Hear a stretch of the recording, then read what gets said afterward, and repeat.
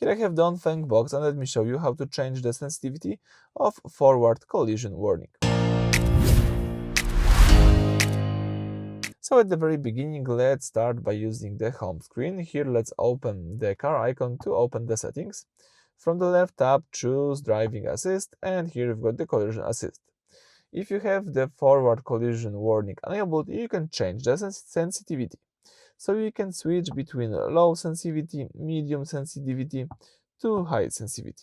In my case, I recommend and I like to have the highest sensitivity, so the car gives me an early warning if it detects a potential crash. I also recommend to have the emergency brake assist enabled. As you can see here, we've got the instruction and warning about it.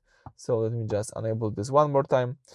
So I think it's also really useful. The car will automatically apply the brakes if the car see the potential collision to save or reduce the damage. So that's it for this video. Thank you for watching. Please subscribe to our channel and leave thumbs up.